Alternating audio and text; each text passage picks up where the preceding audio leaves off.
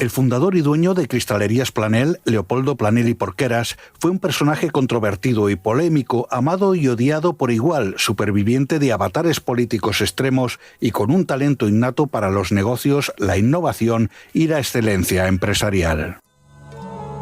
Es imposible discernir la historia y evolución de la fábrica vidriera de la de su alma mater, nacido en Barcelona en 1885 y que con solo 29 años levantó una empresa formidable, Cristalerías Planell, en el barrio de Les Corts, donde residía. Dirigió el negocio durante décadas, como nos explica el arquitecto Josep Ricard, superando todo tipo de vicisitudes políticas, sindicales y sociales. Sobrevive a todos los vendavales. Y para hacerse una idea, digamos, sufre un atentado durante un proceso de huelgas anarquistas que hay en Barcelona, ¿no?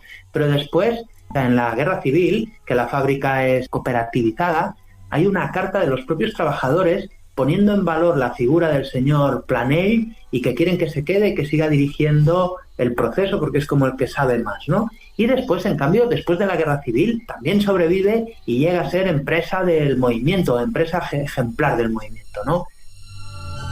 Ese atentado del que nos hablaba Ricard tuvo lugar en 1923, cuando Planell circulaba por Barcelona en uno de sus llamativos vehículos americanos. Antoni Vilanova cuenta la historia. En los difíciles años donde se producen los hechos de la Semana Trágica, tiene un atentado, es decir, que tiene un atentado en Sants, en la calle Riego. Él era una persona que evidentemente, no por ostentación, pero sí por lo que le gustaban los coches, concretamente los coches americanos, y él poseía diferentes coches en uno de los garajes que tenía dentro de la fábrica. Uno de ellos, pues, era un Studebaker, y este Studebaker, pues, sufrió un atentado con él evidentemente conduciendo, que le mermó la movilidad de su brazo derecho, y fue un atentado anarquista que pues no le costó la vida de milagro, y entonces de cierta manera se protegió.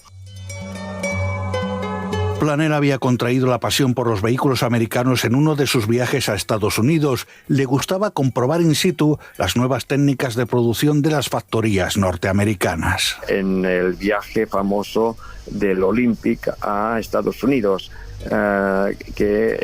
pues toman un pasaje en el barco Olympic, que era el hermano del Titanic. Unos años después de que el Titanic se hundiera en 1914, pues creo que es también en los años 20, pues van a Estados Unidos, están primero en Nueva York y después van a ver, como si dijéramos, la nueva fabricación del vidrio plano. Esto es importante en cierta manera por la internacionalización y en cierta manera el conocimiento, que aunque no se dedicara él al vidrio plano, pues acompañó y mostró también su interés en conocer, pues, las nuevas técnicas de fabricación de vidrio, y bueno, aprovechar en cierta manera este viaje que bueno, ahora con la historia, digamos, del Titanic y todo, tenía un relato importante. Lo digo porque en nuestra exposición, una de las cuestiones que nos hizo más ilusión, que nos facilitó el señor Coy también, fue el pasaje de Planell en el Olympic, que era de la misma compañía, la White Star Line, que el Titanic, y bueno, pues tener el pasaje original con el boleto y incluso el menú y bueno, todas las características de estas, con la lista de los pasajeros y todo, pues era una documentación realmente muy notable que nos llamó mucho la atención, ¿no? De vuelta a la Barcelona de los años 20, encontramos una ciudad sumida en la violencia de los sindicatos y la patronal, con atentados y huelgas a la orden del día y turnos de trabajo interminables que cubrían todas las horas del día y todos los días de la semana. Una de las movilizaciones sindicales más sorprendentes se plasmó en la llamada Huelga de los Niños, encabezada en 1925 por Francesc Pedra, de 11 años de edad y respaldada por la CNT. Estamos hablando de los momentos más importantes del sindicalismo y en este caso del anarquismo en Barcelona. Estamos hablando del principio de los años 20. Planell creo que tiene el atentado también en este mismo periodo, y es cuando se generan las principales tensiones. Francesc Pedra es precisamente el alma mater de esta huelga, que rápidamente, como una mancha de aceite, se esparce por todas las industrias del vidrio, y por lo tanto hace que este sector realmente pues tenga un paro notable. Si en el año 14 había habido, anterior al 14, había habido la huelga de la canadenca, de la canadiense, como un hecho importante, esta huelga de los trabajadores, especialmente de esta huelga promovida, digamos, desde la clase infantil, pues sirvió en cierta manera para que se pusiera, como si dijéramos, en cierta manera, un poco de voluntad legal de evitarlo. En estas cuestiones es muy importante saber que no terminó con la contratación de niños o con el trabajo, digamos, infantil, sino que en el momento en que la legislación se modifica para prohibirlo, es decir, para limitarlo, precisamente ya en el periodo, digamos, de la República, lo que sí que es cierto es que cuando, y también en la explicación del señor Coy, me explicaba claramente que cuando venía una inspección, rápidamente lo primero que se hacía es alertar a los niños que estaban trabajando cerca de los hornos para que se escondieran, y estos niños se escondían precisamente en las galerías inferiores, que son las que conectan todo lo que serían las chimeneas, lo que se llaman las gandingas, es decir, que en el argot vidriero, en el argot, digamos, de estas infraestructuras, aprovechaban la zona, digamos, de galerías inferiores como para poderse esconder cuando había una inspección, y evidentemente esto estaba prohibido, ¿no? Hay que entender esta fuerza precisamente por el carácter, porque a pesar de una edad joven, 11, 12, 13 años, ya tenían, como si dijéramos, una, entre comillas, experiencia adquirida por compartir su vida, por gran parte de su vida, o con personas adultas, o como eran los trabajadores del vidrio, para, como si dijéramos, crecer en este sentido, de ser mucho más adultos de lo que podía presentar un niño, digamos, a esta edad. Hay que entender pues que hacían auténticas travesuras, como anécdotas, pues por la calle salían y levantaban las faldas a las señoras, es decir, que todas estas actuaciones derivaban de, en cierta manera, una picaresca que se generaba en este mundo y especialmente en su entorno, ¿no? Es decir, es un aspecto pues muy importante en el tema, digamos, del vidrio. Durante la dictadura de Primo de Rivera se había promulgado una legislación que, bajo la idea de que los jóvenes comenzasen a aprender los oficios a temprana edad, permitía la entrada de niños en las fábricas. Este hecho fue empleado por muchos empresarios para aprovecharse de esa mano de obra obediente y barata, como nos cuenta Vilanova. En cuanto a la explotación infantil, es cierto. Es decir, Francesc Pedra fue un trabajador, digamos, un niño que pues estuvo con 8 o 9 años. Era normal en el tema del vidrio. Es decir, que la situación que pasaba en las cristalerías Planell pasaba y se conocía en todas las empresas vidrieras. Yo diría que prácticamente europeas y mundiales. Es decir, que el tema de la explotación infantil era así. Es decir, que el soplador, el artista, se forjaba precisamente por el aprendizaje, no por un conocimiento teórico, sino por un conocimiento práctico. Y me acuerdo que el señor Coy pues me explicaba claramente de que cuando los maestros vidrieros hacían su pausa, como sabes que el horno no se podía ni se apagaba nunca, pues entonces les dejaban las cañas de soplar a los críos, y allí pues empezaban a hacer figuritas de cristal de manera improvisada, aprovechando pues que ellos iban a tomar un descanso o era la zona del almuerzo y todo esto. Y evidentemente crecían muy rápidamente. Generalmente estos niños se les conocía en el barrio que eran maleducados, incluso mal hablados, hacían travesuras no propias de su edad, sino de una edad más adulta, precisamente porque convivían allí sí en los hornos, donde era un trabajo exclusivo de vidrieros en masculino, es decir, que no había trabajo femenino. Por tanto, hay que enmarcar lo que es la explotación, evidentemente, dentro de lo que era una característica general en todas las fábricas de vidrio artístico, de vidrio soplado. Los niños ganaron la huelga, que duró 2 semanas, imponiéndose a Planell y a la Guardia Civil. El patrón, a pesar de este hecho y del atentado anarquista que casi le cuesta la vida, desarrolla una política de ventajas y mejoras de las condiciones de trabajo de sus empleados. Primero, la puesta en marcha de una mutualidad Planell, precisamente. Es decir, que sin que se lo requiriera la normativa ni la legislación, por su parte pone en marcha esta mutualidad que, para poder beneficiar a los trabajadores y especialmente a las trabajadoras que tenía en la fábrica. La segunda cuestión era la puesta en marcha de un equipo deportivo, es decir, que hacían actividades concretamente deportivas. Y después la parte que consideramos más cultural, que sería el Orfeón Planell, es decir, un orfeón a imagen del Orfeón pamplonés, el Orfeón Donostiarra, y hay que recordar que en la posguerra, concretamente, el Orfeón pamplonés estuvo también en las cristalerías, pues dando un concierto en una de las salas, en una de las naves importantes. Por otra parte, también colaboraba con la iglesia del Remei, la iglesia que está en la Plaza de la Concordia, muy cercana, y por lo tanto pues era una persona, digamos, de convicciones religiosas.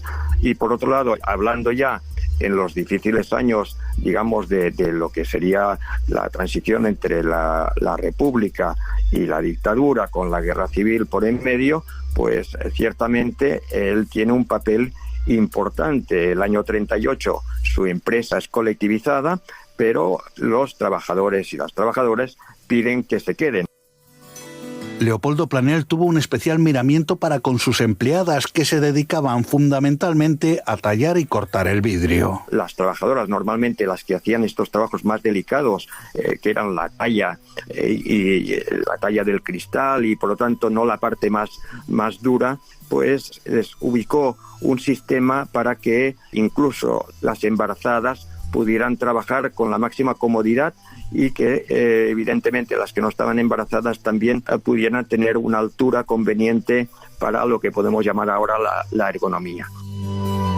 Tras la Guerra Civil, Cristalerías Planell vive sus años de máximo esplendor, galardonada por Franco como empresa ejemplar y ampliando y diversificando su actividad. Escuchamos a Josep Ricard y Antoni Vilanova. La historia del personaje, la historia de la industria, de la actividad, que llega a tener otra fábrica en la zona de Barcelona, incluso llega a tener fábrica, creo recordar, en Venezuela. O sea, llegan a tener 500 trabajadores. Una empresa que con una historia corta, pero que llega a ser realmente floreciente. La preocupación por el trabajo de calidad se refleja en sus productos, y no tan solo en lo que es la exportación. La exportación no era únicamente hacia Europa, sino que era una exportación americana, sobre todo pues en la fabricación de lámparas y elementos artísticos. Se preocupó en los embalajes, una cuestión que en aquellos años era muy difícil, y precisamente con el vidrio era una de las partes más problemáticas. Él se había dado cuenta que en los transportes, muchos de ellos en ferrocarril, se rompían algunas de estas piezas, precisamente por el valor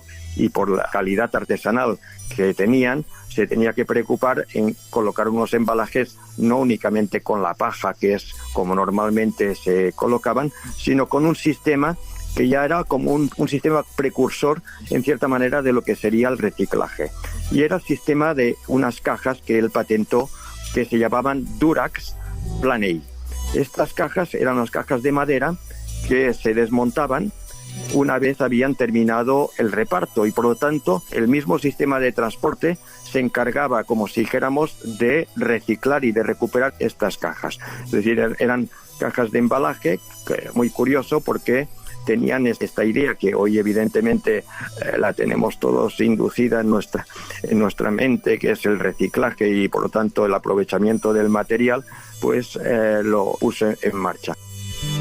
Siempre inquieto y siempre a la vanguardia de las primitivas técnicas de venta y marketing, Planell comienza a publicar revistas y catálogos. Vilanova recuerda haber repasado algunos de estos ejemplares gracias a la colección de Joaquim Coll, uno de los hombres de confianza de Leopoldo Planell. Estos catálogos, donde se veía la gran variedad de productos, catálogos que por otra parte eran extraordinarios en cuanto a edición y colorido, muy bien detallados en cuanto a la imagen, y me comentó precisamente que una de las preocupaciones de Planell era precisamente en el producto de calidad, es decir, en liderar el tema del vidrio, en este caso el vidrio hueco, el vidrio artístico, desde el punto de vista de calidad. Con lo cual trabajaba básicamente diferentes variedades, lo que sería el vidrio tallado, el vidrio cristal, podemos decir transparente o de colores, siempre vidrio hueco, por supuesto, pero también trabajaba el opal. Y en los trabajos de opal, como podían ser jarrones y demás, utilizaba también la colaboración de auténticos artistas, es decir, personas que se habían formado en lo que sería la parte de bellas artes y por tanto que eran auténticos artistas, como Josep Fortuna, que era un dibujante excelente, que es quien trasladaba a mano los dibujos y precisamente eran piezas que se fabrican de manera artesanal. Y al hilo de las nuevas técnicas de marketing impulsadas por Planel, Josep Ricart nos relata una anécdota relativa al tratamiento fotográfico absolutamente innovador y sorprendente y que permaneció oculta en un archivo municipal hasta que H. Arquitectes dio con ella por casualidad. Pero lo que era más sorprendente y a nosotros nos tenía como muy intrigados era porque la parte más hermosa, más bien compuesta, que era esta fachada sur, que correspondía a este showroom y al despacho y tal, ¿por qué en el contacto de la fachada con el suelo, por qué no había zócalo? Y era como súper intrigante. Entonces nos fuimos a varios archivos, el archivo del propio distrito, donde había bastante información fotográfica, al archivo histórico de la ciudad, al archivo administrativo de la ciudad fuimos, encontramos una fotografía que era de 1919, en la cual aparecía el tranvía y aparecía la fachada de la fábrica. Y ahí vimos en esa fotografía que el zócalo sencillamente es algo tan sencillo como el zócalo es un elemento casi, entre comillas, ornamental o compositivo, aunque tiene un valor también de protección constructiva, pero sencillamente no se llegó a edificar, ¿no? Cuando, ostras, ¿por qué no hay zócalo? ¿Por qué las pilastras se interrumpen y tal? Hubo una cosa que nos confundía muchísimo, porque sí que existía una fotografía antigua donde se veía el zócalo, ¿vale? Y eso era... Ostras, y de hecho era una fotografía de una publicidad, no sé, Cristalerías Planell, era una publicidad de la época como de los años 30 y en esa foto de la publicidad aparecía el zócalo, era una imagen fugada de la calle Anglesola donde se veía la fábrica y se veía el zócalo y decíamos, ostras, aquello es lo que nos mataba, ¿no? Hasta que en el archivo del distrito, donde habían restos fotográficos de la actividad de la fábrica, encontramos un revelado erróneo, es decir, un revelado en el cual se veía que se habían solapado con el negativo de la foto, se había solapado algún otro tipo de elemento para recrear el zócalo. ¿Qué quiere decir? Que yo he hecho algo de revelado de fotografía y tal, ¿no? Entonces, cuando tú revelas, ¿no? Pones el negativo debajo de la proyección de luz, etcétera, y queda pero tú puedes interrumpir ese foco de luz y hacer, entre comillas, Photoshop de la época, ¿vale? Hay maneras de hacer una especie de Photoshop y edición sobre fotos en negativo. Y es lo que había sucedido. Cuando vimos aquel intento de recreación del zócalo, entendimos que aquello era una foto para publicidad y que se había embellecido el edificio. Se había embellecido y le habían hecho ese zócalo con un Photoshop de la época. Y eso lo descubrimos en este trabajo de recuperación y de investigación histórica del edificio. Es un momento súper divertido, es un poco Sherlock Holmes. Como ya se ha dicho, la fábrica tuvo sus años de esplendor en la década de los 40. Sin embargo, el sector vidriero, a partir de 1942, pasó por una crisis por falta de combustible. Finalmente, la empresa tuvo que cerrar sus puertas en 1957, solo 4 años después del fallecimiento de Leopoldo Planel.